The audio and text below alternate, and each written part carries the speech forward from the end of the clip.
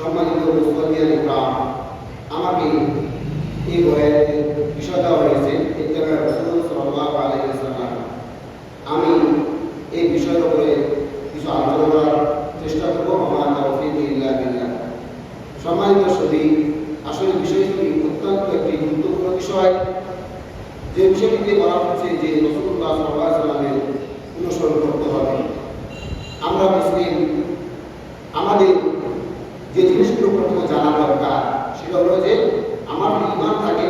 ঈমানের জন্য জরুরি হলো আল্লাহর প্রতি বিশ্বাস স্থাপন করা, সাথে সাথে কি নবী রাসূলের প্রতি বিশ্বাস স্থাপন করা, এবং আমরা যে নবীকে বিশ্বাস করি এই নবীর আনুগত্য করা, তার সুন্নতকে মেনে নেওয়া, এটা আমাদের উপর ফরজ। যেমন কোরআনের প্রতি আমল করা আমাদের উপর ফরজ, আল্লাহর প্রতি আমল করা আমাদের উপর ফরজ, তেমনই ভাবে রাসূলুল্লাহ সাল্লাল্লাহু আলাইহি ওয়াসাল্লামের উপর তার কথার প্রতি, তার আমলের প্রতি, তার মনসম্মতির প্রতি আমাদের আনুগত্য করা ফরজ। এই রাসূলুল্লাহ সাল্লাল্লাহু আলাইহি ওয়াসাল্লামের আনুগত্য ছেড়ে দেওয়া আমাদের মুক্তি নাই, সুযোগ নেই। আমাদের আনুগত্য করতেই হবে। আমরা আমাদের জীবনে প্রত্যেকটা ক্ষেত্রে রাসূলুল্লাহ সাল্লাল্লাহু আলাইহি ওয়াসাল্লামের আদর্শ জড়িত আছে। আপনি ঘুমাবেন কিভাবে, আপনি ঘুম থেকে উঠবেন কিভাবে, আপনি উযু করবেন কিভাবে, আপনি সালাত আদায় করবেন কিভাবে, আপনি রাস্তায় হাঁটবেন কিভাবে, আপনি খাবেন কিভাবে, আপনি আপনার জীবন পরিচালনা করবেন কিভাবে, প্রত্যেকটা ক্ষেত্রে রাসূলুল্লাহ সাল্লাল্লাহু আলাইহি ওয়াসাল্লামের আদর্শ বাস্তবায়ন করতে হবে। যদি আপনি বাস্তবায়ন না করেন তাহলে আপনি জান্নাত যেতে পারবেন না। আপনি রাসূলুল্লাহ সাল্লাল্লাহু আলাইহি ওয়াসাল্লামের আদর্শকে গ্রহণ না করেন, আপনার জীবন বাস্তবায়ন না করেন, তাহলে আপনি অন্য আল্লাহকে আনুগত্য করতে পারলেন না।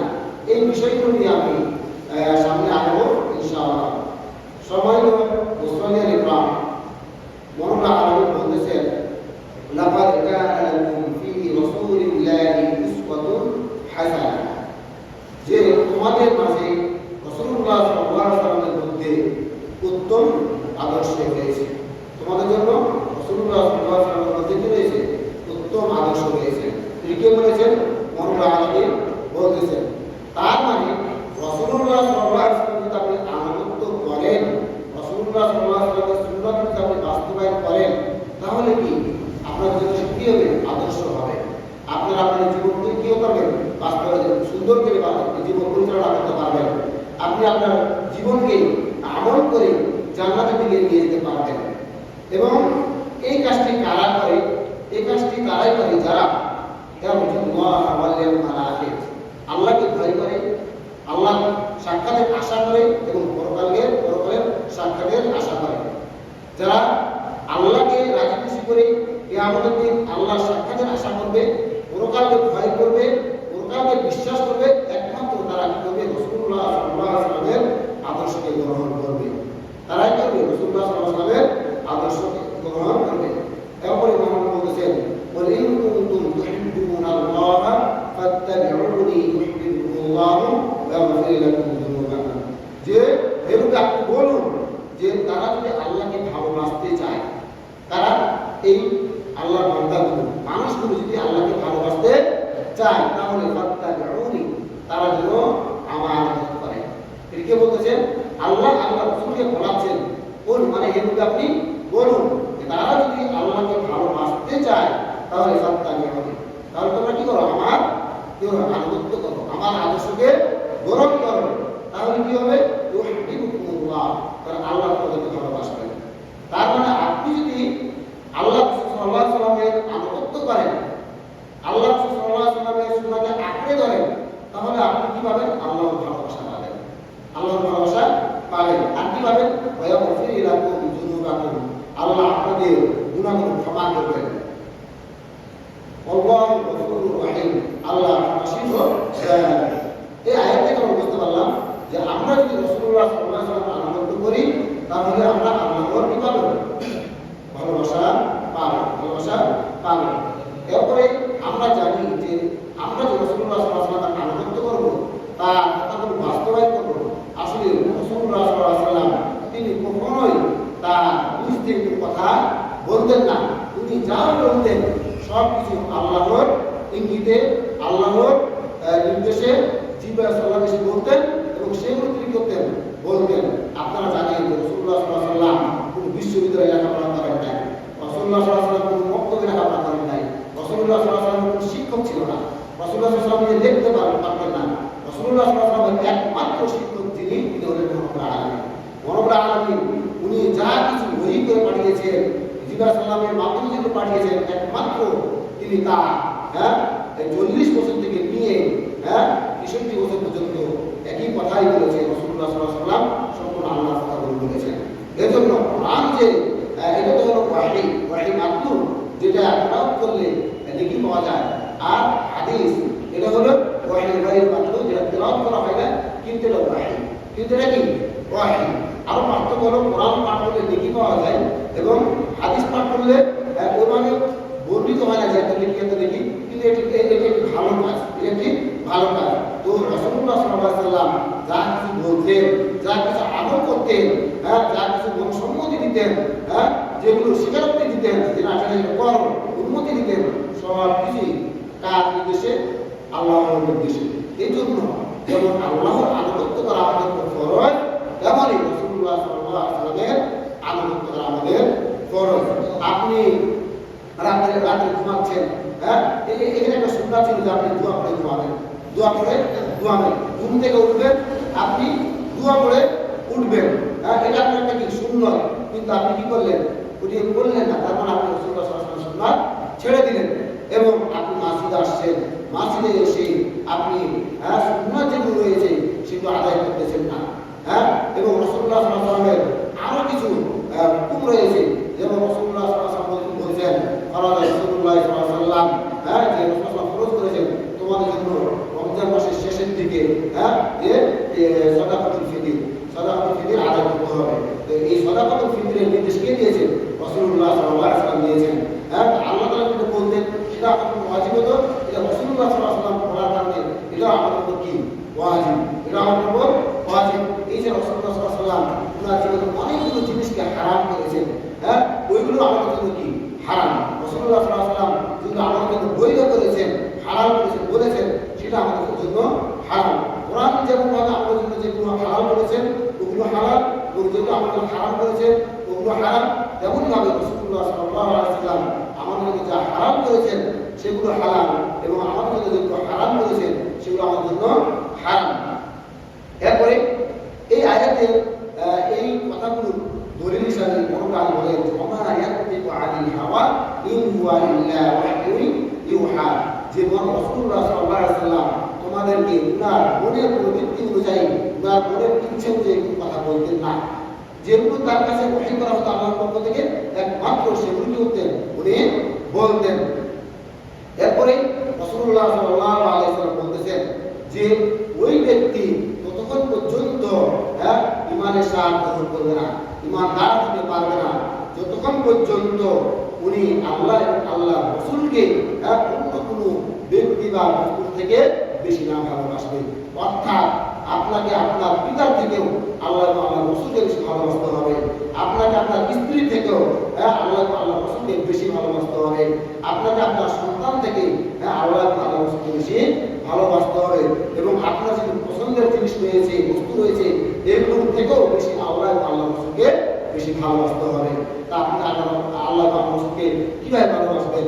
যেমন দেখুন যে এই সালাতের জন্য, আমাদের জন্য আযান দেওয়া হয়েছে, আহ্বান করা হয়েছে, আপনি দোকানে ব্যবসা বাণিজ্য করতেছেন, বাড়িতে বসে সময় কাটাচ্ছেন, আপনি আপনার কাজগুলো নিয়ে ব্যস্ত আছেন, আপনি মসজিদে আসলেন না, তার মানে আপনি আল্লাহ এবং আল্লাহর রাসূলকে ভালোবাসলেন না। কারণ আপনি আল্লাহ আপনার কাছ থেকে আপনার কাজগুলো যেগুলো ছিল ওগুলো থেকে আপনি আল্লাহর কাজ, আল্লাহ রাসূলের কাজ করতে বেশি পছন্দ করলেন না, গুরুত্ব দিলেন না, আল্লাহকে কি বললেন না, মানলেন না, আনুগত্য করলেন না। এই জন্য আপনার জীবনে যতগুলো কাজ রয়েছে, যতগুলো আত্মীয় রয়েছে, যতগুলো প্রিয় বস্তু রয়েছে, সকল কিছু থেকে আল্লাহ রাসূলকে যদি আপনি বেশি ভালোবাসতেন তাহলে আপনি ঈমানের সাহায্য করবেন, আপনি ঈমানদার হবেন। যদি সে না করতে পারবেন তাহলে বুঝবেন যে আপনার ভিতরে ঈমানের ঘাটতি রয়েছে। এবং মহানবী বলছেন, ওয়া ইল্লাল্লাহ রাসূলুহু ফাকাদ ফাযা ফাওজান আযীমা, যে ব্যক্তি আল্লাহ রাসূলের আনুগত্য করবে সেই ব্যক্তি কি করলো? সাফল্য অর্জন করলো, বিরাট সাফল্য অর্জন করলো। তাহলে আয়াত থেকে আমরা বুঝতে পারি যে আমরা যদি আল্লাহ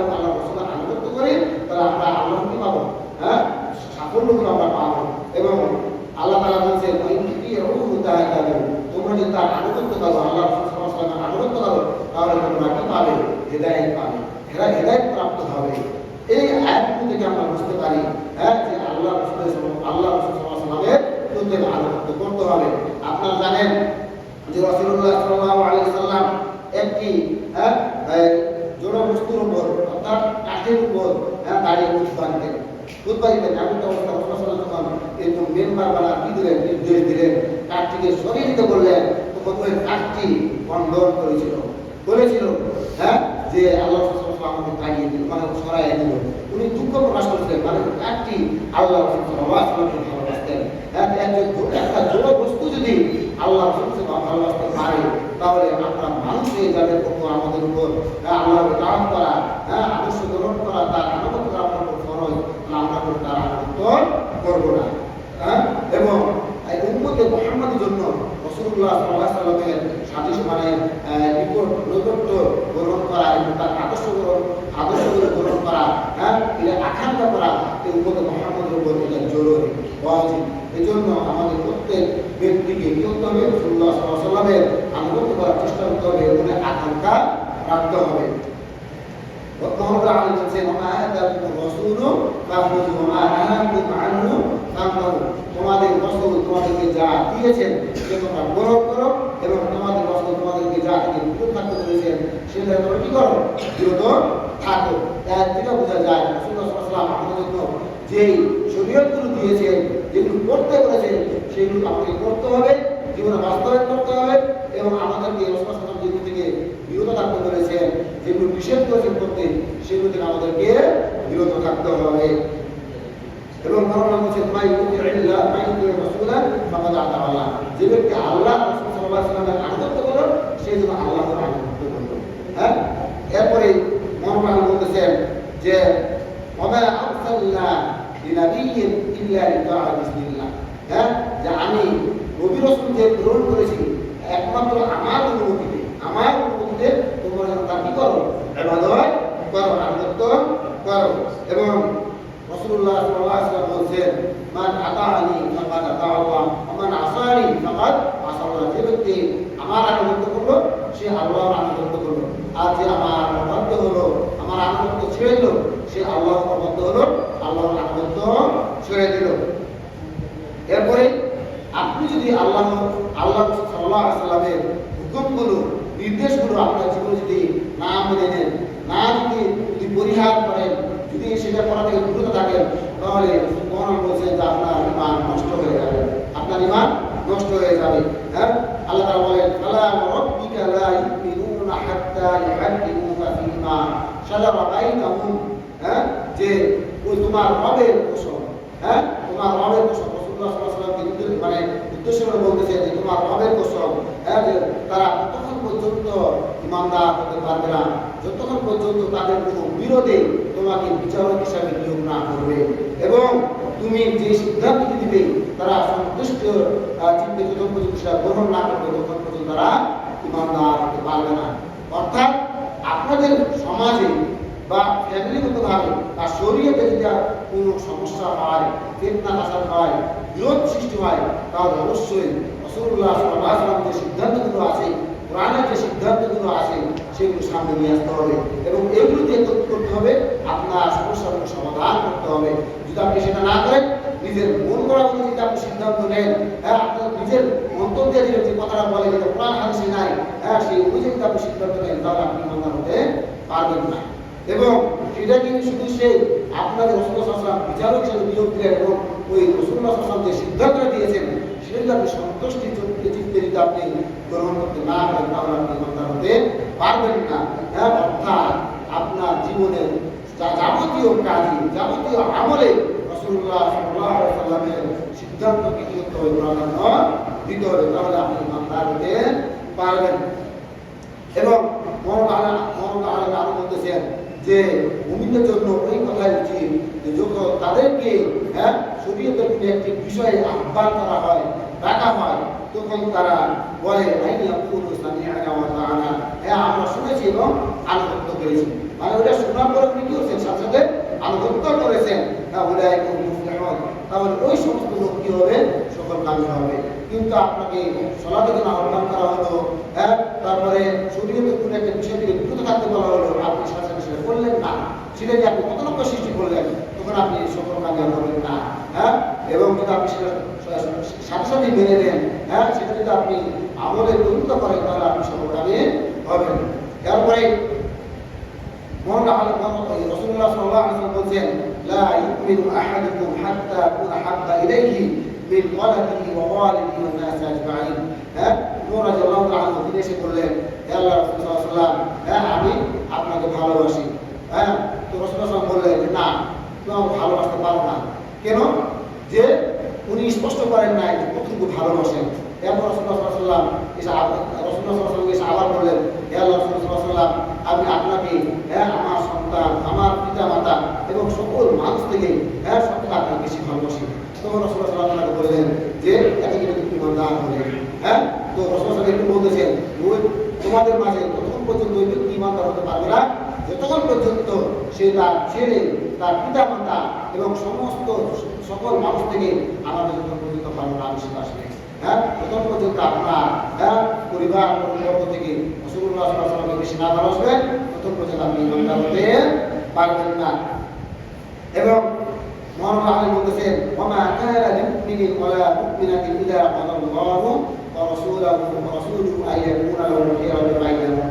মুমিন যারা মুমিন পুরুষ এবং মুমিন নারী রয়েছে, হ্যাঁ, তাদের জন্য উচিত নয় যে আল্লাহ রাসূল সাল্লাল্লাহু আলাইহি ওয়াসাল্লাম যে ফয়সালাটি দিয়েছেন, যে শরীয়তে যে বিষয়টি দিয়েছেন, সিদ্ধান্তটি দিয়েছেন, হ্যাঁ, সেটাকে না মেনে নেওয়া, না মেনে নেওয়া। যেমন আমাদের সমাজে অনেক মহিলা রয়েছে, হ্যাঁ, যে তার পুরুষে তার স্বামীর দ্বিতীয় বিবাহ করার সামর্থ্য আছে, দ্বিতীয় বিবাহ করার সামর্থ্য আছে এবং তিনটা বিবাহ করার সামর্থ্য আছে।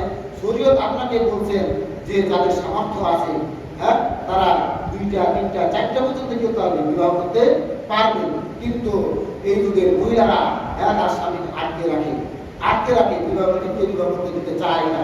তো ওই মহিলা কি শরীয়তের হুকুম বাস্তবায়ন করবো তার জীবনে?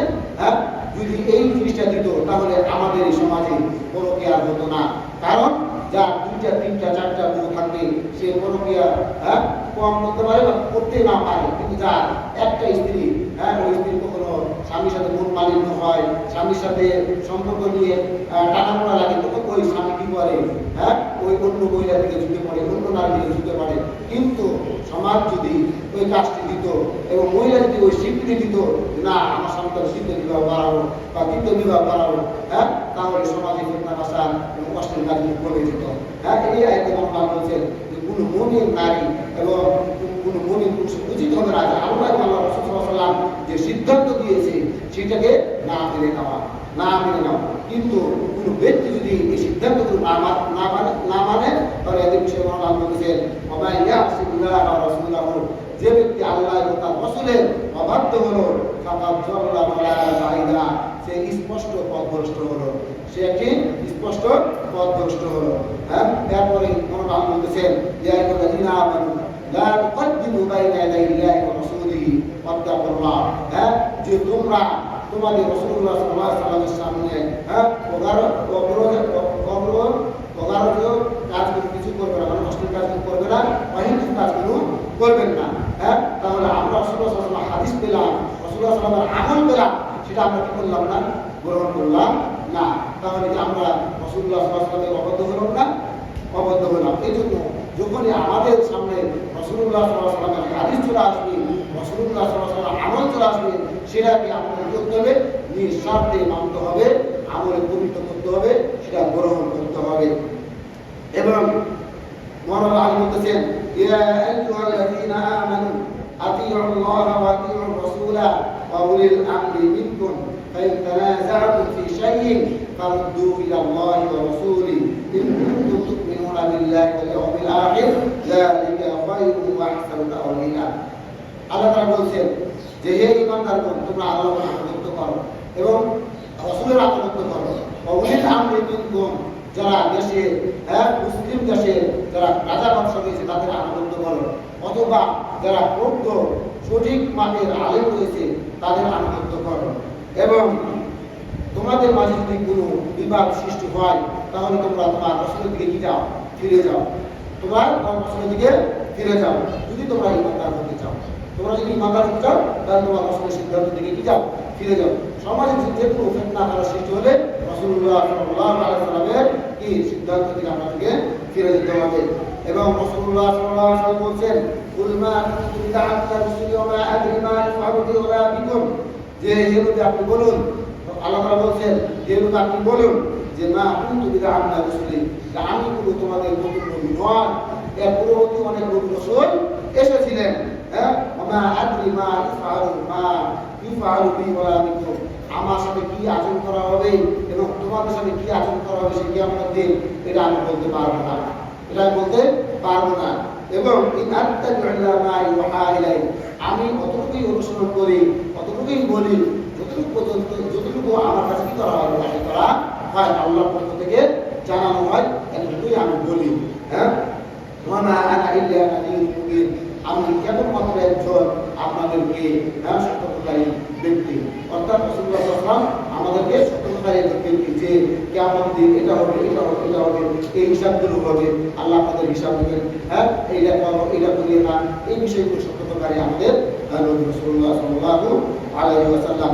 এরপর মহান আল্লাহ বলতেছেন, কুল লা আকুলু লাকুম ইনদি খাযাইনুল্লাহি ولا أعلم الغيب ولا أقول إني ملك إن أتبع إلا ما يوحى إلي, যেহেতু আপনি বলুন যে আমার কাছে আল্লাহর কোনো ধন ভাণ্ডার নেই, এবং ওলা আ'লামুল গায়ব, আমি অদৃশ্যের কথা জানি না, গায়েবের কথা জানি না, ভবিষ্যতে কি হবে সেগুলো আমি জানি না।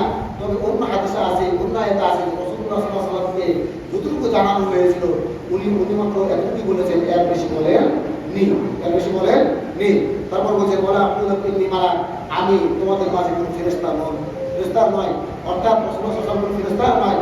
রাসূলুল্লাহ সাল্লাল্লাহু আলাইহি ওয়াসাল্লাম বাহার করতেন, রাসূলুল্লাহ সাল্লাল্লাহু আলাইহি ওয়াসাল্লাম বিবাহ করেছিলেন, রাসূলুল্লাহ সাল্লাল্লাহু আলাইহি ওয়াসাল্লাম রাত জেগে সোয়াল আদায় করতেন, রাসূলুল্লাহ সাল্লাল্লাহু আলাইহি ওয়াসাল্লাম খাওয়া দাওয়া করতেন, রাসূলুল্লাহ সাল্লাল্লাহু আলাইহি ওয়াসাল্লাম পেশাব পায়খানা করতেন, সবই করতেন। হ্যাঁ, অর্থাৎ তিনি একজন মানুষ, অর্থাৎ উনি একজন মানুষ, উনি কোনো ফেরেশতা নন। এবং আল্লাহ তাআলা বলেন, ইন্নামা আনা বাশারুন মিসলুকুম ইউহা ইলাইয়া আন্নামা ইলাহুকুম ইলাহুন ওয়াহিদ, যেহেতু আপনি বলুন যে আমি তোমাদের মধ্যে একজন মানুষ, কিন্তু এতটুকু পার্থক্য যে আমার কাছে ওহী করা হয়েছে, তোমাদের কাছে ওহী করা হয় নাই, এতটুকু পার্থক্য। হ্যাঁ, তো আল্লাহ রাসূল সাল্লাল্লাহু আলাইহি ওয়াসাল্লামকে যতটুকু ওহীর মাধ্যমে জানানো হয়েছে উনি অতটুকুই বলতেন, এর বেশি বলতেন না। এবং রাসূলুল্লাহ সাল্লাল্লাহু আলাইহি ওয়াসাল্লাম মওলা আলী বলছেন, ইত্তাকিল্লাহ মা ইউহা ইলাই, আমার কাছে যতটুকু ওহী করা হয়েছে আমি এতটুকুই শুধুমাত্র তোমাদেরকে জানাই, তোমরা এতটুকুই আনুগত্য করবে। তাহলে আমরা এই কথার মধ্যে বুঝতে পারি যে রাসূলুল্লাহ সাল্লাল্লাহু আলাইহি ওয়াসাল্লাম কোনো ফেরেশতা নন, উনি কোনো গায়েবের কথা জানতেন না, ওনার কাছে আল্লাহর কোনো ভাণ্ডার ছিল না, এবং উনি যে ওনার কাছে মানতে হবে এটাই আমাদের একমাত্র পথ, অন্য কোনো পথ নেই। এরপরে রাসূলুল্লাহ সাল্লাল্লাহু আলাইহি ওয়াসাল্লাম বলছেন, তারা ফিকুম আমরাইন লাম তাজিদু মা তামাসসাকুম বিমা কিতাবাল্লাহ ওয়া সুন্নাত রাসূলি, যে আমি তোমাদের কাছে দুইটি জিনিস রেখে যাচ্ছি। হ্যাঁ, যারা এই দুটি জিনিসকে গ্রহণ করবে তারা কিয়ামত পর্যন্ত পথভ্রষ্ট হবে না। ওই দুটি হলো আল্লাহর কিতাব এবং রাসূলুল্লাহ সাল্লাল্লাহু আলাইহি ওয়াসাল্লামের সুন্নাত। কোনো ব্যক্তি যদি তার জীবনে আল্লাহ এবং আল্লাহর রাসূলের আল্লাহর কিতাব, আল্লাহর রাসূলের সুন্নাত আঁকড়ে ধরে, তাহলে সে কিয়ামত পর্যন্ত কোনো পথভ্রষ্ট হবে না। এরপর রাসূলুল্লাহ সাল্লাল্লাহু আলাইহি ওয়াসাল্লাম সাহাবাদেরকে প্রস্তুত করে বললেন, যে তোমরা আল্লাহকে ভয় করো, শুনো এবং আনুগত্য করো। তোমাদের মাঝে যদি একজন হাবশী গোলামকে তোমাদের আনুগত্য করতে বলা হয় তাও তোমরা তার আনুগত্য করবে, এবং তোমরা যদি জীবিত থাকো তাহলে তোমরা দেখতে পাবে যে আমার পরে অনেক ইখতিলাফ শুরু হবে, অনেক ইখতিলাফ হবে, মতনৈক্য হবে। তখন তোমরা কি করবে? আলাইকুম বিসুন্নতি, আমার সুন্নতকে আঁকড়ে ধরবে, সুন্নাতুল খুলাফায়ে রাশিদিন, এবং চার খলিফা যে রয়েছে আমাদের তাদের সুন্নতকে তোমরা আঁকড়ে ধরবে। হ্যাঁ, এবং এটা কিভাবে আঁকড়ে ধরবে? যেমন আপনারা মাড়ির দাঁতকে আঁকড়ে ধরেন সেভাবে তোমরা আঁকড়ে ধরবে।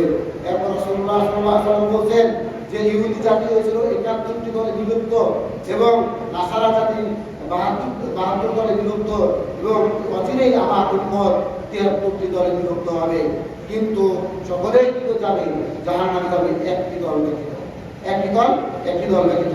আর সেই দলটি হলো রাসূলুল্লাহ সাহাবারা জিজ্ঞাসা করলেন, ইয়া রাসূলুল্লাহ সেই দলটি কারা?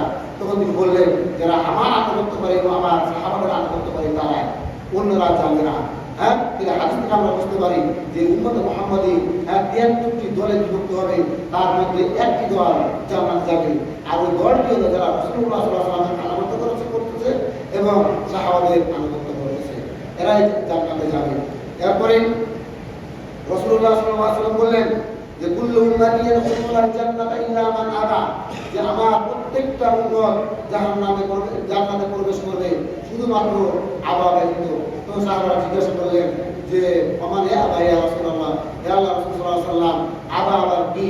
তখন রাসূলুল্লাহ সাল্লাল্লাহু আলাইহি ওয়াসাল্লাম বললেন যে মান আতাআনি দাখালাল জান্নাহ, যে ব্যক্তি আমার আনুগত্য করবে সে জান্নাতে প্রবেশ করবে, আর যে ব্যক্তি আমার অবাধ্য হবে সেই ব্যক্তি হলো অস্বীকারী, অর্থাৎ সে আমাকে অস্বীকার করলো তার মানে সে জাহান্নামে যাবে, জান্নাত হতে পারবে না।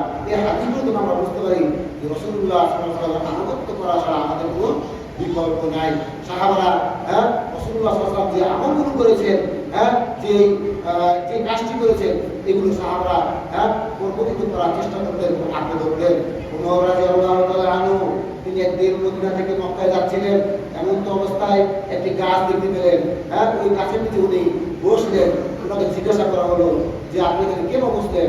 তখন উনি বললেন যে আল্লাহ রাসূল সাল্লাল্লাহু আলাইহি ওয়াসাল্লাম যখন মদিনা থেকে মক্কায় যেতেন তখন এই গাছের নিচে বসতেন। সুবহানাল্লাহ।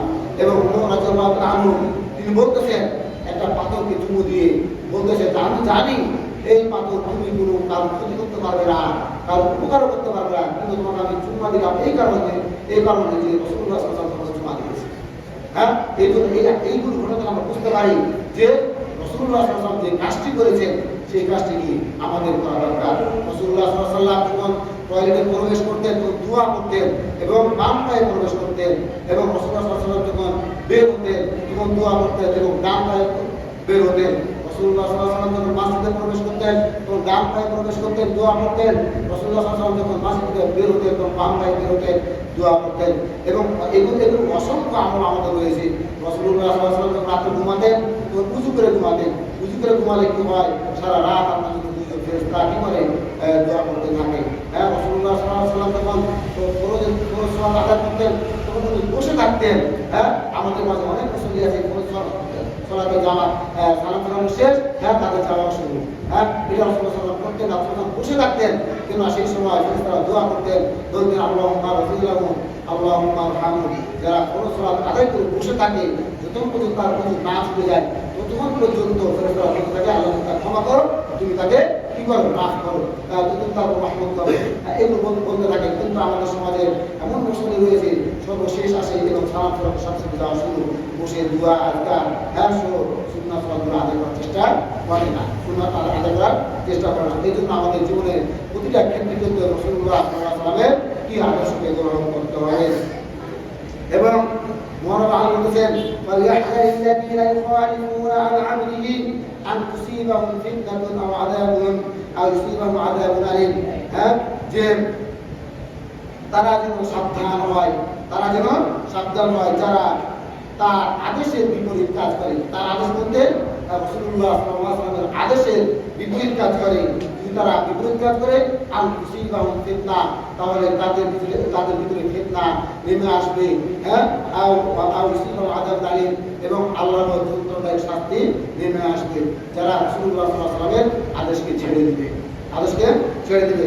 এবং মহানবী আল্লাহ বলতেছেন ইয়াউমা তুকাল্লাবু ওযুহুহুম ফিন-নারি ইয়াকুলুনা ইয়া লাইতানা আতা'না আল্লাহ ওয়া আতা'না রাসূলা। সেই কিয়ামতের দিন ওই সমস্ত লোক বলবে যাদের চেহারাকে উল্টে দেওয়া হবে এবং বলবে তাদেরকে জাহান্নামে নিক্ষেপ করা হবে। ইয়াকুলুনা ইয়া লাইতানা, হায় আমরা যদি আতা'না আল্লাহ আল্লাহ তাআলা আনুগত্য করতাম, ওয়া আতা'না রাসূলা এবং রাসূলুল্লাহ সাল্লাল্লাহু আলাইহি ওয়াসাল্লামের আনুগত্য করতাম। অর্থাৎ কিয়ামতের দিন দুনিয়াতে যারা আল্লাহ এবং আল্লাহ রাসূলের আনুগত্য করেনি, কিয়ামতের দিন জাহান্নামের আগুনে তাদেরকে নিক্ষেপ করার পরে তাদের চেহারাকে উল্টে দেওয়া হবে, তাদের মুখমণ্ডলকে উল্টে দেওয়া হবে। তখন তারা আফসোস করে বলবে হায় আমরা যদি দুনিয়াতে কি করতাম? আল্লাহ আনুগত্য করতাম, আল্লাহ রাসূলের আনুগত্য করতাম। এরপরে মহানবী আল্লাহ বলতেছেন ويوم يعض الظالم على يديه يقول يا ليتني اتخذت مع الرسول سبيلا। ওই দিন স্মরণ করো, ওই দিন যেদিন জালেমকে কি করা, জালেম তার দুই হাত কামড়ে বলবে, হ্যাঁ, যে হায় আমার আফসোস, ইত্তাখাযতু মা রাসূল সাবিলা, আমি যদি রাসূলুল্লাহ সাল্লাল্লাহু আলাইহি ওয়াসাল্লামের সাথ গ্রহণ করতাম, রাসূলুল্লাহ সাল্লাল্লাহু আলাইহি ওয়াসাল্লামের আদর্শ গ্রহণ করতাম, অর্থাৎ কিয়ামতের দিন যারা দুনিয়াতে আল্লাহ সাল্লাল্লাহু আলাইহি ওয়াসাল্লামের আনুগত্যকে গ্রহণ করে নাই, মানে না, তাদেরকে এই আয়াতে বলা হচ্ছে জালেম, অত্যাচার ব্যক্তি বলা হচ্ছে। তারা সে কিয়ামতের দিন বলবে, তাদের হাত কামড়ে বলবে, যে আমরা যদি দুনিয়াতে কি করতাম, রাসূলুল্লাহ সাল্লাল্লাহু আলাইহি ওয়াসাল্লামের আদর্শগুলো গ্রহণ করতাম।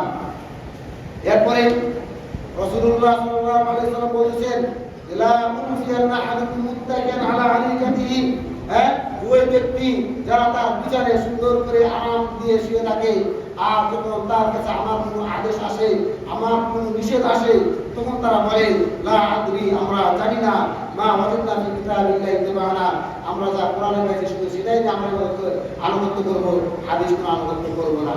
তারা হলো কি কোরআনী, কি মাযহাব, কি কোরআনী মাযহাব, শুধু কোরআন মানে হাদিস মানে না। অর্থাৎ আপনার যদি কোরআন মানতে হবে, হাদিসও মানতে হবে, এটাই হলো আপনার শরীয়ত। কিন্তু আপনি যদি শুধু হাদিস মানেন, কোরআন না মানেন, তাহলে হবে না। আর আপনি যদি কোরআন মানেন, হাদিস না মানেন, তাহলে হবে না। এটা রাসূলুল্লাহ সাল্লাল্লাহু আলাইহি ওয়াসাল্লাম বলতেছেন, যে ওই ব্যক্তি যারা তাদের বিছানায় শুয়ে থাকে, আর যখন তার কাছে আমার কোনো আদেশ আসে, আমার কোনো নিষেধ আসে, তখন তারা বলতেছে, আমরা জানি না, আমরা শুধু এটাই আনুগত্য করবো যেটা শুধু কোরআনে পেয়েছি, আমরা হাদিস আমল করবো না। এরপরে রাসূলুল্লাহ সাল্লাল্লাহু আলাইহি ওয়াসাল্লাম বলতেছেন যে ওই ব্যক্তি যারা তাদের বিছানায় আরামভাবে শুয়ে থাকে এবং তাদের কাছে যখন আমার কোনো আদেশ আসে অথবা নিষেধ আসে, তখন তারা বলে যে না, এটা আমরা কোনো হারাম, এই হারামগুলো আমরা পাই নাই, এই হারামগুলো আমরা পাই নাই, আমরা কোরআনে যেগুলো হালাল পেয়েছি সেগুলো হালাল হিসেবে গ্রহণ করবো, কোরআনে যেগুলো আমরা হারাম পেয়েছি সেগুলো হারাম হিসেবে গ্রহণ করবো। আমরা হাদিসে যেগুলো হালাল করা হয়েছে সেগুলো আমরা হালাল হিসেবে গ্রহণ করবো না, হাদিস যেগুলো হারাম হয়েছে, হারাম করা হয়েছে সেগুলো আমরা হারাম হিসেবে গ্রহণ করবো না। তাহলে তারা কি মুসলিম থাকবে?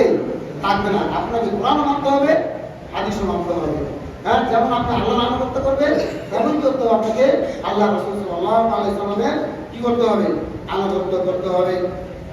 এবং মওলানা আলী বলছেন, যারা তার পথ থেকে ফিরে চলে আসবে এবং বন্ধু বানাবে এবং তারা তাকে পথভ্রষ্ট রাস্তা দিকে নিয়ে যাবে এবং তারা তাদের আগুনের শাস্তির দিকে নিয়ে যাবে, যারা আল্লাহ সাল্লাল্লাহু আলাইহি ওয়াসাল্লামের পথ থেকে বের হয়ে অন্য পথে চলে যাবে, তারা তাদের কি করবে?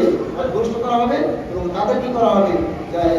আগুনের শাস্তি দেওয়া হবে। এবং রাসূলুল্লাহ সাল্লাল্লাহু আলাইহি ওয়াসাল্লাম আরো বলতেছেন যে তোমরা আমাকে ছেড়ে দাও, তোমরা আমাকে ছেড়ে দাও, কেন না তোমরা যদি আমার বিষয়ে যদি মতামত সৃষ্টি করো, আমার বিষয়কে তোমরা যদি গ্রহণ না করো, তাহলে তোমরা কি হয়ে যাবে? পথভ্রষ্ট হয়ে যাবে। কেননা পূর্বের অনেক উম্মত তাদের নবীর কথা না মানার কারণে, তার রাসূলের কথা না মানার কারণে তারা পথভ্রষ্ট হয়ে গেছে। এবং আমি তো তাদেরকে যতটুকু করতে আদেশ করছি সেটা তোমরা অতটুকু করো, যতটুকু করতে নিষেধ করেছি সেটা অতটুকু থেকে বিরত থাকো। অর্থাৎ রাসূলুল্লাহ সাল্লাল্লাহু আলাইহি ওয়াসাল্লাম আপনাদেরকে যতটুকু করতে আদেশ করেছেন এতটুকু করবেন, রাসূলুল্লাহ সাল্লাল্লাহু আলাইহি ওয়াসাল্লাম যতটুকু করতে বিরত থাকতে বলেছেন ততটুকু আপনারা কি করবেন? বিরত থাকবেন। এবং রাসূলুল্লাহ সাল্লাল্লাহু আলাইহি ওয়াসাল্লাম বলছেন যে আমাকে কোরআনের মতো করে কি করা হয়েছে? প্রেরণ করা হয়েছে। যেমন কোরআন যেমন বিশুদ্ধভাবে প্রেরণ করা হয়েছে, কোরআন যেমন ভেজাল নাই, তেমনই ভাবে রাসূলুল্লাহ সাল্লাল্লাহু আলাইহি ওয়াসাল্লামকে প্রেরণ করা হয়েছে। রাসূলুল্লাহ সাল্লাল্লাহু আলাইহি ওয়াসাল্লামের মধ্যে কোনো ভেজাল নেই। রাসূলুল্লাহ সাল্লাল্লাহু আলাইহি ওয়াসাল্লাম আপনাকে যা বলবেন সেটা আপনারা গ্রহণ করবেন এবং রাসূলুল্লাহ সাল্লাল্লাহু আলাইহি ওয়াসাল্লাম আপনাদেরকে যেটা থেকে বিরত থাকতে বলবেন সেটা থেকে আপনারা কি করবেন? বিরত থাকবেন। আপনাদের আরেকটি ঘটনা শোনায়, আয়েশা রাদিয়াল্লাহু তাআলা আনহা, তিনি বলতেছেন যখন এই আয়াতটি নাযিল হলো, রাসূলুল্লাহ সাল্লাল্লাহু আলাইহি ওয়াসাল্লাম এই আয়াতটি তেলাওয়াত করলেন, তখন অনেক মহিলা সাহাবী বসেছিলেন। এক অর্থ হলো যে তোমরা পর্দা করো, তোমরা তোমাদের বুকের কাপড় টেনে পর্দা করো। অর্থাৎ সেই সময়ে মহিলারা কি করতেন? তাদের বুকে একটা কাপড় বেঁধে রাখতেন। যখনই আয়াতটি নাযিল হলো তখন তারা তাদের বুকের কাপড় ছিঁড়ে, বুকের ওই প্যাটের কাপড় ছিঁড়ে তারা সাথে সাথে খেমা পর্দা বানিয়ে ফেললো, মুখে হিজাব বানিয়ে ফেললো। কিন্তু আমাদের এই সমাজে যদি এরকম হতো, পর্দা করতে বলা হলে পর্দা করে না, পর্দা ছাড়া, বোরকা ছাড়া, মুখে হিজাব ছাড়া আমাদের এই সমাজে মহিলারা ঘুরে বেড়ায়। হ্যাঁ, যেমন একজন মুসলিমের পর্দা করা উচিত, তেমনই ভাবে একজন মুসলিম নারী পর্দা করা উচিত। আপনার পর্দা কেমন? আপনি রাস্তা দিয়ে হাঁটছেন, আপনি একটা মেয়ে আপনার রাস্তা হেঁটে যাচ্ছে, যুবতী মেয়ে, আপনি তাকে তাকাবেন? এটা আপনার সুযোগ দিয়েছে? এটা আপনার পর্দা, চোখের পর্দা। কে? হ্যাঁ, আপনার যদি আনকমন ভাবে আপনার ইচ্ছা শক্তির বাইরে যদি একটা চলে যায়, হ্যাঁ, দৃষ্টি চলে যাবে, সাথে দৃষ্টি ফেরত দিবেন, কিন্তু দ্বিতীয় আপনার দৃষ্টি দিতে পারবেন না। এটা আপনার না। এবং আপনার এবং মেয়েদের কথা কি, তারা কি করবে? হ্যাঁ, হিজাব পরে বের হবে, বোরকা পরে বাড়ি থেকে বের হবে। হ্যাঁ, তারপরে তার যদি মাহরাম ব্যক্তি আছে তাদের কাছে পর্দা করবে। ঠিক আছে, এটা হলো তাদেরই। আর সেই সময়ে সাহাবারা, মহিলা সাহাবারা এতই কথা ছিল, যখনই রাসূলুল্লাহ সাল্লাল্লাহু আলাইহি ওয়াসাল্লাম আয়াত তেলাওয়াত করলেন, তখন তারা তাদের পেটের কাপড়টি ছিঁড়ে সাথে সাথে হিজাব বানিয়ে ফেলে। হ্যাঁ, সাথে সাথেই হিজাব বানিয়ে ফেলে। এজন্য আমাদের উচিত হবে যে আল্লাহ রাসূল সাল্লাল্লাহু আলাইহি ওয়াসাল্লাম আমাদেরকে যে সুযোগগুলো দিয়েছেন সেটা গ্রহণ করা, আর যেগুলো থেকে বিরত থাকতে বলেছেন সেগুলো বিরত থাকা। এবং আরেকটি ঘটনা আছে সাহাবাদের আমল, যে আব্দুল্লাহ ইবনে মুগাফফাল রাদিয়াল্লাহু আনহু তিনি একজন ব্যক্তিকে বললেন যে তুমি পাথর নিক্ষেপ করিও না, পাথর নিক্ষেপ করিও না। কেননা এই পাথরটি মানুষ হত্যা করতে পারে না, স্বীকার করতে পারে না, কিন্তু একজন মানুষের চোখ নষ্ট করতে পারে, একজন মানুষের শরীরে ক্ষত করতে পারে চালানোর কারণে, নিক্ষেপ করার কারণে। তোমরা নিক্ষেপ করো না, কারণ রাসূলুল্লাহ সাল্লাল্লাহু আলাইহি ওয়াসাল্লাম এই পাথর নিক্ষেপ করতে বলেছে, নিক্ষেপ করতে নিষেধ করেছেন। তখন এই কথা বলার পরে যাকে বলেছেন, তারপরে এগিয়ে পাথর নিক্ষেপ করেছেন, এই সাহাবী ওই ব্যক্তির সাথে চলাচল বন্ধ করে দিয়েছেন, চলাফেরার কথা বলা বন্ধ করে দিয়েছেন। অর্থাৎ আমাদের সমাজ যারা বিদআত করে, হ্যাঁ, হাদিস কোরআনের বাইরে কাজ করে, তারা যদি তাদের সাথে চলাফেরা করা আমাদের অত্যন্ত জরুরি। যদি চলাফেরা না করি অথবা তাকে দাওয়াতে কাজ করা তার মাধ্যমে যে না এটা হাদিসে না, এটা কোরআনে নাই, হ্যাঁ, এটা সুযোগ না, সেটা আমরা যেন বাস্তবায়ন না করি। আমিন। আমাদেরকে রাসূলুল্লাহ সাল্লাল্লাহু আলাইহি ওয়াসাল্লামের আদর্শ গ্রহণ করার তৌফিক দান করুন, এবং উনি যেগুলো আমাদেরকে নির্দেশ করেছেন করার জন্য সেগুলো আমরা আমাদের জীবনে বাস্তবায়ন করতে পারি সেই তৌফিক দান করুন। এবং রাসূলুল্লাহ সাল্লাল্লাহু আলাইহি ওয়াসাল্লাম আমাদেরকে যেগুলো কাজ থেকে বিরত থাকতে বলেছেন সেগুলো যেন আমরা বিরত থাকতে পারি সেই তৌফিক দান করুন। আমিন। আলহামদুলিল্লাহ রাব্বিল আলামিন। আপনারা যারা পাবলিক জুমা আদায় করেন নাই, আপনারা সেই সময়টা আদায় করুন।